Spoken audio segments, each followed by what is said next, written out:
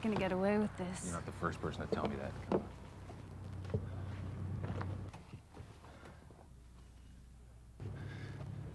What the hell is this? You know the procedure. Somebody just really fouled up my reservation. Okay, here's the plan. You, right seat, come back here. I want you to lie down on the floor. When he gets back here, I want you to come back and tie them up. You want to think of anything cute? Don't. All right, let's take a ride. Come on.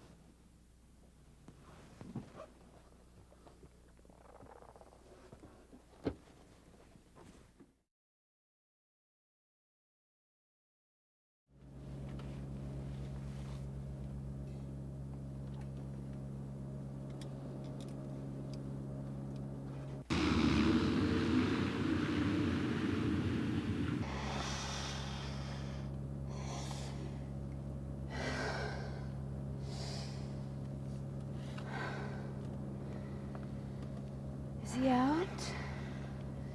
Dead to the world.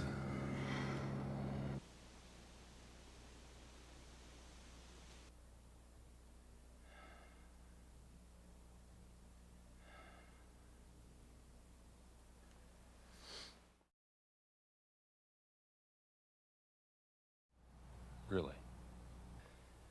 Pretty, isn't it? That's our municipal building. We do a little bit of everything from here, but mainly it serves as our brain center. All of our information, all our databases, our links to the outside world, so to speak.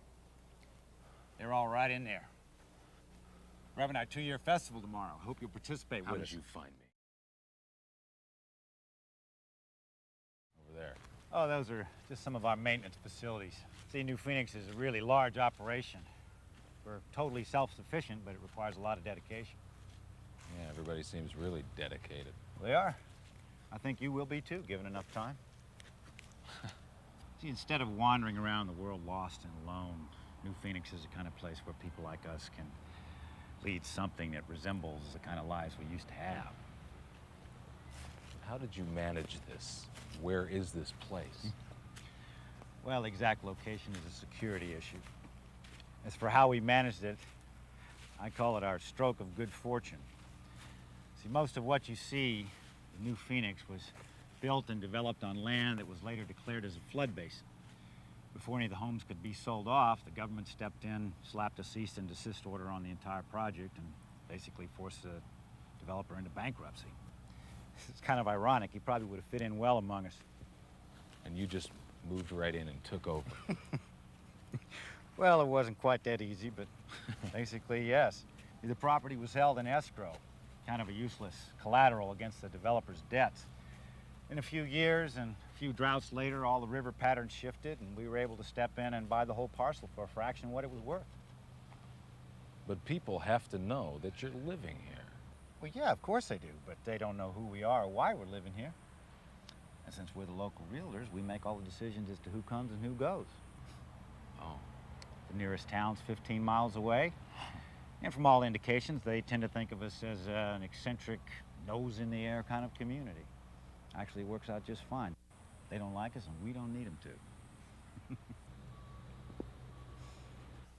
And the photograph of Allison was just a setup. Yeah. It's a little computer wizardry.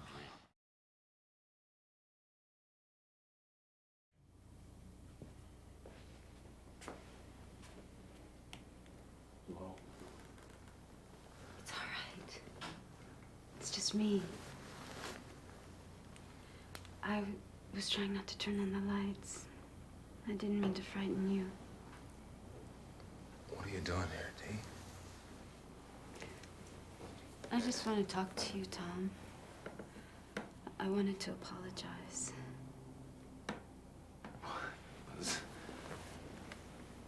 nothing to apologize for. Oh, yes, there is. I didn't mean to get so snappy with you down by the lake. It's just, well, I've been here for a while, so I guess in my enthusiasm, I sometimes forget how it feels when it's all new.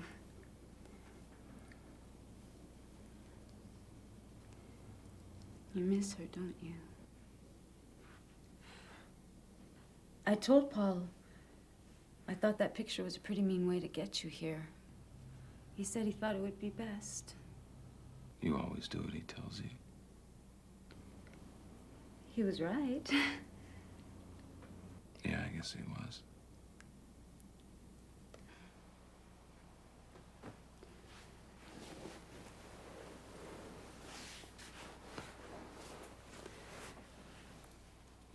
I was 16 years old when it happened to me. I'll never forget it. It's one of those things that gets burned into your brain. You know, you can remember every exact detail. You know, the sounds and the smells, the way the sun felt on your skin. I was coming home from school, and it seemed like any other day. Except maybe I was looking forward to coming home a little more than usual. See, my mom was gonna take me to the store and help me pick out a prom dress. So maybe I was walking a little faster than usual.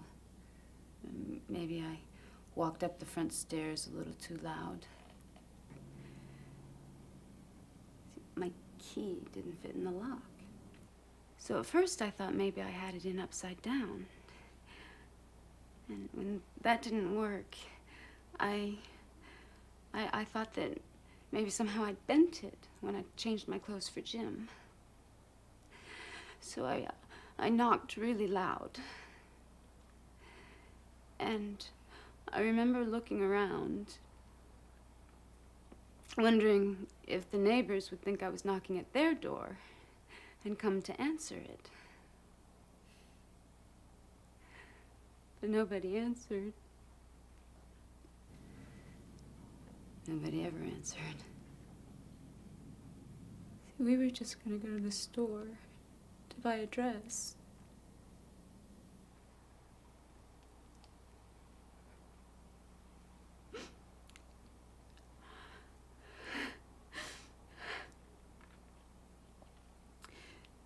She betrayed you, Tom. You don't know that. What other explanations are there? I don't have any. Not yet. You won't. You see, sometimes people just get frightened. I mean, we all do, but in the end, I guess it's easier for them to settle for answers than live outside in the cold, full of doubt and questions. It gets lonely. Or maybe they get forced into it. Do you really believe that? What about you? You could have given them what they wanted. Why couldn't they force you? I don't know. I'm Different?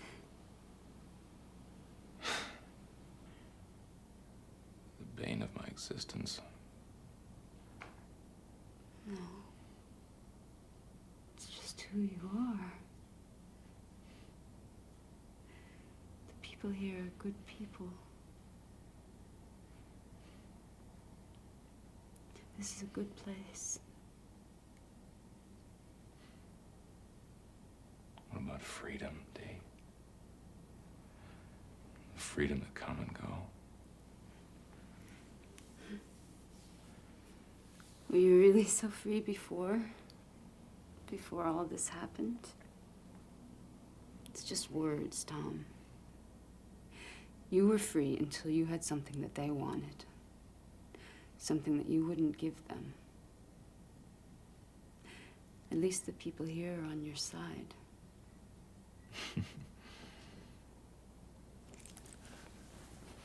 There's no sides, Dee. Yeah. That's one side of it.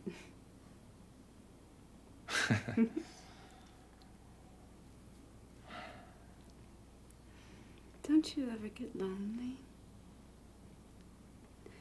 I mean, don't you ever just want to stop and trust somebody? You know, to just hold them and have them hold you.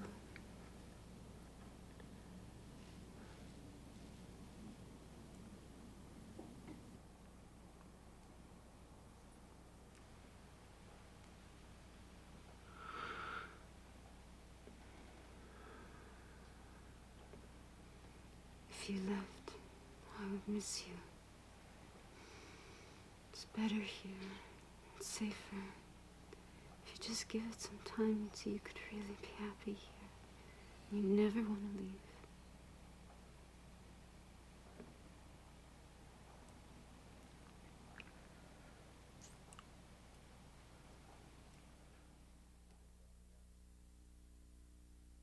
Well, yeah.